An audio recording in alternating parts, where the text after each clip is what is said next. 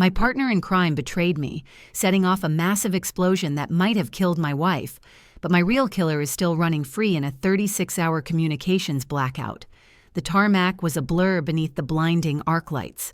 I could practically taste the expensive leather of the Gulfstream G650 just 50 yards away, its engines already whining that impatient, hungry sound. I ran like I hadn't run since I was 18, my bespoke Italian loafers slipping slightly on the polished concrete. This wasn't just a flight. It was the only way out before the market opened in Zurich, before the numbers leaked, before the entire delicate Jenga tower of my leveraged empire wobbled. "Wait, Mr. Thorne, stop!" The voice was thin, lost in the roar of the auxiliary power unit, but it was a voice I knew, a voice that meant everything had gone catastrophically wrong. I didn't slow down. I couldn't. I kept my eyes locked on the air stair. Freedom was up those steps. Then the roadblock appeared. Not a gate, not a barricade, but a wall of official, tailored suits, moving with the terrifying synchronization of people who have been trained to stop men exactly like me. 3 figures detached themselves from the main group, cutting off my path like synchronized predators. The lead man, Agent Hayes, God, I hated that smug face, didn't even breathe hard. He just stood there, hands clasped loosely in front of him, radiating cold, absolute authority. "That's far enough, Marcus," Hayes said, his voice amplified by the oppressive silence that suddenly fell over the airfield, smothering the engine noise. My pilot, sensing the standoff, cut the throttle back to idle. "Hayes, I have a flight booked. International airspace. Move!" I ground out, my lungs burning. I adjusted the cuff of my silk shirt, trying to regain the veneer of control that was rapidly dissolving. "This is a gross overreach. My lawyers will tear this airport apart." Hayes didn't flinch. He didn't even look at my tailored suit or my platinum watch. He just looked through me. He took a single measured step forward. "You're not going anywhere, Marcus. The plane stays grounded, permanently." "On what grounds? A traffic violation? I'll write a check right now to fix it, you piece of—" "It's not a traffic violation," Hayes interrupted, his tone dropping to a near whisper that somehow carried across the expanse. He reached slowly into the inner pocket of his jacket. My heart hammered against my ribs. Was this it? The flash? The restraint cable? He didn't produce the familiar sight of an official document or a search warrant. Instead, he held up a small, sealed evidence bag. Inside it, shimmering faintly under the halogen lights, was a key fob. A specific key fob.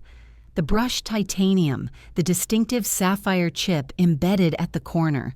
It was the access key for the secondary vault at my Swiss holding company, the one that supposedly held nothing but old bond certificates. My breath hitched. I hadn't seen that fob in 2 years. I thought I'd destroyed it. "We picked up your associate, Mr. Vance, 3 hours ago," Hayes continued, holding the bag up so the light caught the titanium perfectly. He was remarkably cooperative once we introduced him to the realities of a serious, long-term incarceration. My mind raced, scrambling for purchase on the slick cliff face of reality. Vance. Vance knew about the shell corporations. Vance knew about the offshore transfers, but he didn't know about this. He couldn't. "That key doesn't mean anything," I managed, the words dry and brittle. "It's a common design." Hayes gave a slow, chilling smile, the kind that promises absolute ruin. He tapped the plastic bag precisely over the sapphire chip. "It's not the key itself, Marcus. It's what was tied to it in Vance's digital ledger. He didn't just give us the ledger. He gave us the payload he was moving for you. The evidence that links you directly to the foundation of this entire operation." I felt the blood drain from my face. The operation. The one thing I swore, to myself, to my dying father, I would never touch. The source of the seed money. "Payload?" I whispered, tasting ash. "What payload are you talking about? I deal in tech futures, Hayes. You have this entirely wrong." Hayes leaned in, his breath smelling faintly of stale coffee, but his eyes were ice. "We found the hard drives, Marcus. The encrypted servers you commissioned 3 years ago. They were empty when we got to Zurich, just as planned. But Vance explained where the backup copy was hidden. He showed us the protocol for decryption. He paused, letting the weight of every second press down on me. The plane still idled uselessly behind me, a golden cage I could no longer reach. And that's when we saw the files, Hayes concluded, his voice now resonating with judicial finality. The files detailing the entire financing structure of that massive illegal weapons movement in Eastern Europe. The paper trail is undeniable, Marcus. The entire financial backbone points straight to your shell accounts. This isn't just fraud anymore. We're looking at charges related to financing significant international destabilization efforts. My legs gave out slightly. I caught myself on the cold metal barrier beside the stairs. This wasn't about misappropriated funds. This was about conspiracy on a scale that could shatter nations, and they were pinning it all on me. My empire, my freedom, my very life was dissolving into the night air. "You have no proof that I authorized that," I choked out, desperation finally cracking my composure. "Vance is lying to save his skin. He set me up." Hayes just shook his head, a gesture of profound pity that felt like a physical blow. He lifted his hand, pointing past my shoulder, toward the main terminal entrance where the ambient lights were just beginning to illuminate the figures approaching rapidly from the shadows. "We don't need Vance's testimony for the weapons connection anymore, Marcus. We found the primary source of funding for that whole network. It wasn't just money laundering, it was the purchase of classified state intelligence, sold to foreign interests." Hayes took a final devastating step closer, his shadow enveloping mine. "We traced the payment back to the originating account, the one you established last year under the name M. Sterling. The transaction was confirmed 3 weeks ago."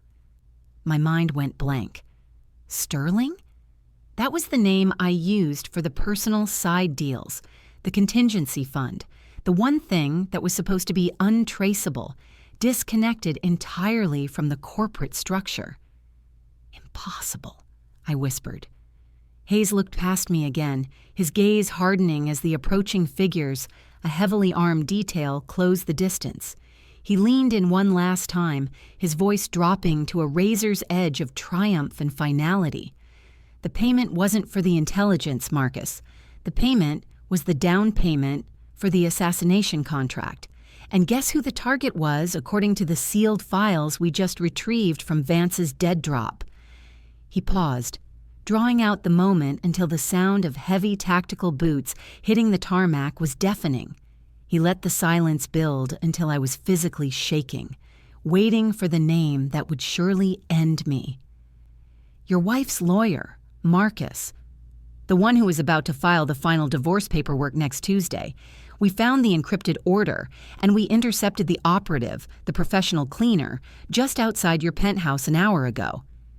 The air froze solid around me. The name of the lawyer didn't matter. The details of the weapons network, the geopolitical fallout, it all receded into background noise. There was only one terrifying, irreducible fact.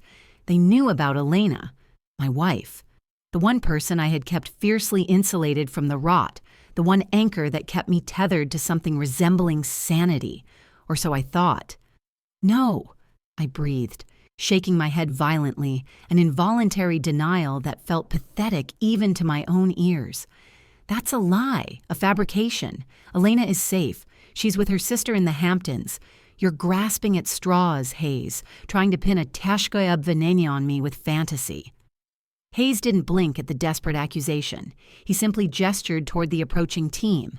2 agents broke formation, moving toward the jet, clipping a large, official-looking seal onto the airframe door, effectively turning my escape route into a piece of crime scene evidence.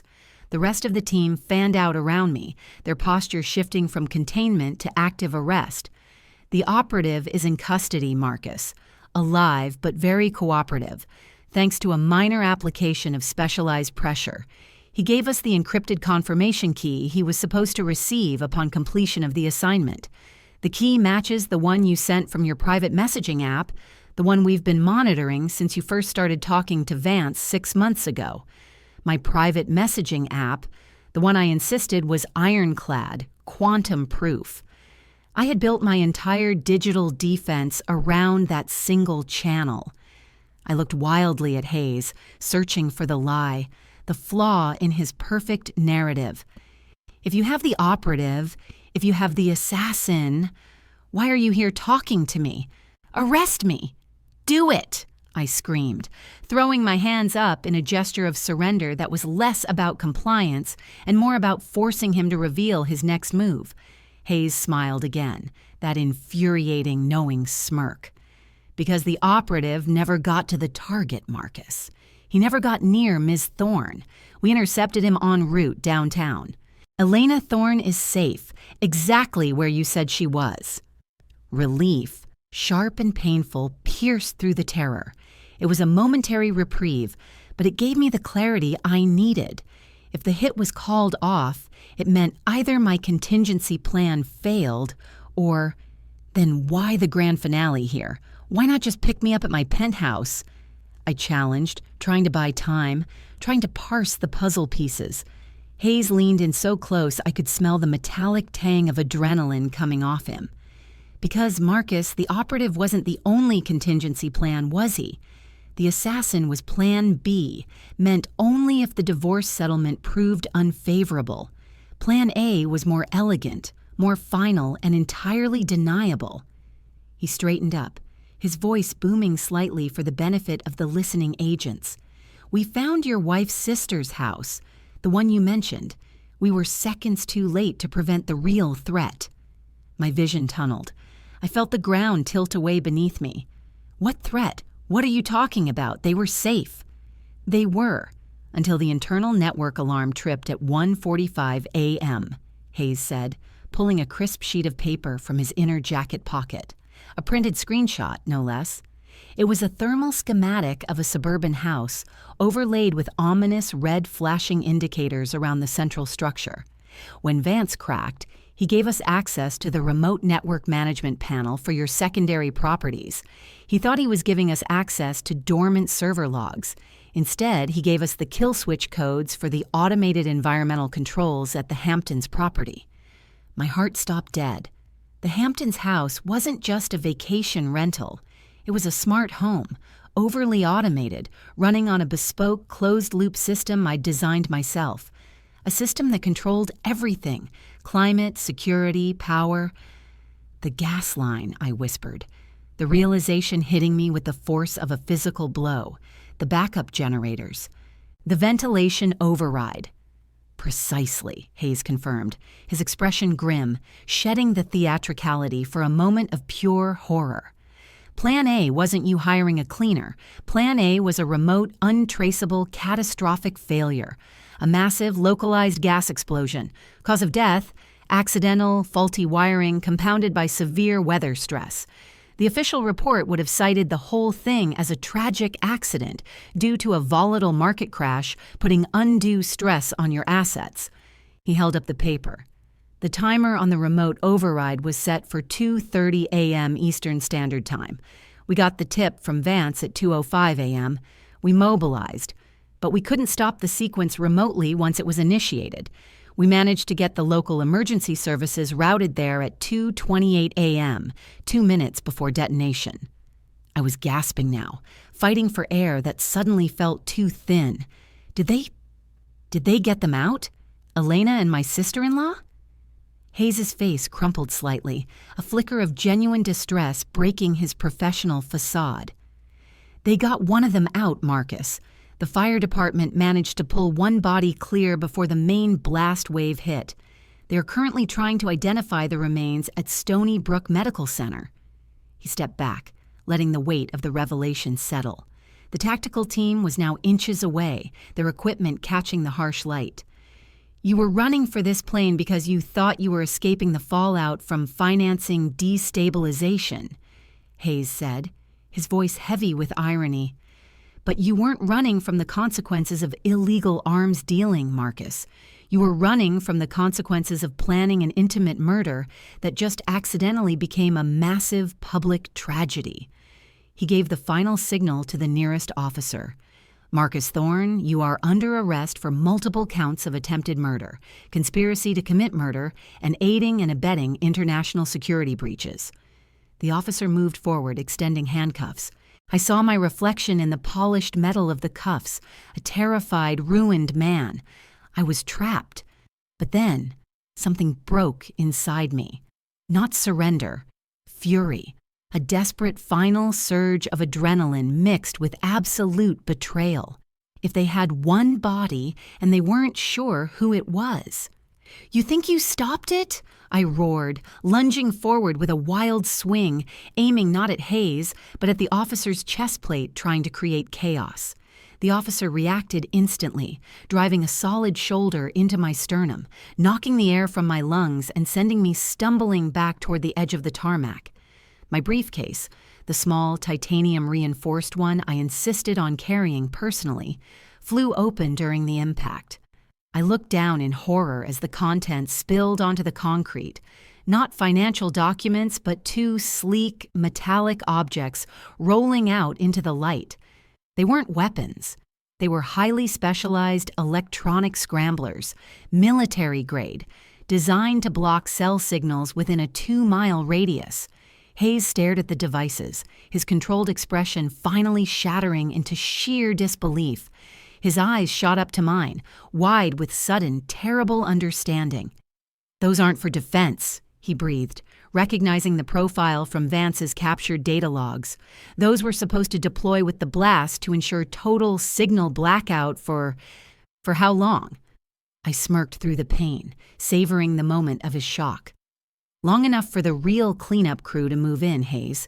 You stopped the bomb, yes, but you never stopped the contingency for the contingency." I spat blood onto the concrete. The scramblers were set to activate if the primary gas system failed to eliminate the target. They were designed to create a communications dead zone lasting exactly 36 hours, long enough for the operative who wasn't intercepted, the one you didn't know about, to secure the evidence, retrieve the body, and plant the real evidence implicating Vance entirely. The cleanup crew is already moving in on the Hamptons, Hayes. They have 36 hours of silence now. And if that body isn't Elena... My eyes locked onto Hayes's, holding his gaze as the tactical team dragged me down. "Then you just arrested the wrong man for a murder that hasn't even happened yet. And if you don't release me right now to call them off, you'll be guilty of letting the real target walk free, while your prime suspect is sitting here watching the news report that his wife is dead." The moment hung suspended, thick and suffocating, illuminated by the merciless glare of the airfield lights. Hayes stood rigid, his face a mask of controlled fury, warring with dawning strategic panic. The tactical officers had me pinned, my arms wrenched painfully behind my back, but my words had created a momentary, catastrophic paralysis in the field operation. "The scramblers!" Hayes ground out, staring down at the titanium casings as if they were live ordnance. "Why didn't Vance mention a secondary extraction team?" "Because Vance was secondary," I hissed, struggling against the restraint. "He was the idiot who handled the initial seed money. The second extraction team. That was my insurance against the inevitable betrayal, against you finding out too much." The officers began to drag me toward a black, unmarked van parked nearby. Every second I spent, immobilized, meant the silent, professional cleaner, the one who wasn't the intercepted assassin, was closing the distance to the Hamptons, ready to execute the final phase, frame Vance, bury the truth, and dispose of Elena if she was still alive, or confirm the staged accident if she wasn't. "Call them off," I yelled, straining against the cuffs. "Hayes, you have to trust me on this. If that cleaner gets to that house before a real distress call goes out, the narrative shifts entirely. You lose the evidence and you look like a fool who botched a major counterintelligence operation based on a self-serving tip." Hayes made a split-second decision that defined the next few minutes of my life. He barked orders into his comm, his voice tight with strain. Team Lead Alpha, abandon perimeter lockdown on the G650. Reroute to Hampton's asset. Code Blackout Protocol Gamma. I need eyes on the property now. Confirm civilian status. The operational focus of the entire security detail snapped away from me, shifting toward the ticking clock of the secondary disaster. I was momentarily forgotten, a dangerous piece of evidence on the pavement while a greater threat loomed. 2 agents sprinted toward the waiting vehicle, while Hayes himself knelt beside me, ignoring the surrounding chaos. He pulled out a secondary, hardened satellite phone, the kind reserved for national emergencies, and flipped it open. "This is Hayes. I need immediate, verifiable surveillance feed on the Thorne residence in East Hampton. Bypass all local security encryption. Priority 1. Identify all active personnel on the grounds. Now." I watched his face as the screen flickered to life, showing the exterior of the sterile, modern beach house. For a terrifying moment, the screen showed nothing but empty lawn. Then, movement. A dark figure, clad in professional tactical gear, the real cleanup crew, was moving with practiced stealth toward a side door. "There!" I pointed frantically, ignoring the searing pain in my shoulders. "He's bypassing the front entrance. He's using the service entrance hatch. He knows the layout because he's the one who installed the secondary security grid after the fire system update." Hayes scanned the image, his jaw clenched. The figure was too far away for facial recognition, but the gait, the equipment, it was clear this was the genuine threat. "How many minutes until that scrambler cuts us off?" Hayes demanded into the phone. 6 minutes, sir. We have 40 seconds to establish eyes on personnel before signal degradation." The voice crackled back. Hayes slammed the satellite phone down on the ground beside my head, the plastic cracking slightly. He looked at me, his eyes burning with a terrible, desperate understanding. I had backed him into a corner where his only path to saving his operation and potentially an innocent woman's life was temporarily trusting me. "You get us eyes on that secondary cleaner, Marcus. You tell us his protocol, you tell us where he's going inside, and you tell us which one of those scramble devices is broadcasting the kill signal timer. You do that, and maybe, just maybe, we talk about your next steps." I looked at the screen, at the silhouette of the man about to erase the only good thing I had left. The raw, ugly truth poured out of me, stripped clean of pretense. "He's going straight to the master bedroom suite on the 2nd floor, Hayes. Elena never sleeps in the guest room. He'll check the closet first. There's a panic room disguised as a walk-in wardrobe. If the panic room is empty, he moves to the safe, hidden behind the painting in the study. That's where the insurance ledger is stored. That's what he's really after. If he finds that, you lose everything." The tactical team roared into action, mobilizing toward the transport. Hayes didn't waste another second on me. He threw one last venomous look my way, a promise of severe retribution once this crisis passed. "If you're lying to buy time, Thorne, I will personally make sure the charges stick. And trust me, you won't see daylight again." As the tactical vehicles sped away into the darkness toward the coast, leaving me handcuffed and exposed on the cold tarmac, I watched the time counter on the screen tick down. 3 minutes left before signal blackout. I closed my eyes, listening to the silence where my future used to be. I had finally succeeded in destroying my life, not by controlling the chaos, but by unleashing a chaos so complex that even my handlers couldn't contain it. I didn't know if Elena was alive, or if the body they pulled from the explosion belonged to the sister-in-law, or perhaps even the first assassin who had failed his mission. All I knew was that I was arrested for ordering a murder that might have failed, while the true operative, the ghost I paid to clean up the mess, was currently ghosting through my wife's empty house. 36 hours of absolute silence stretching out ahead of him, and I couldn't lift a finger to stop him.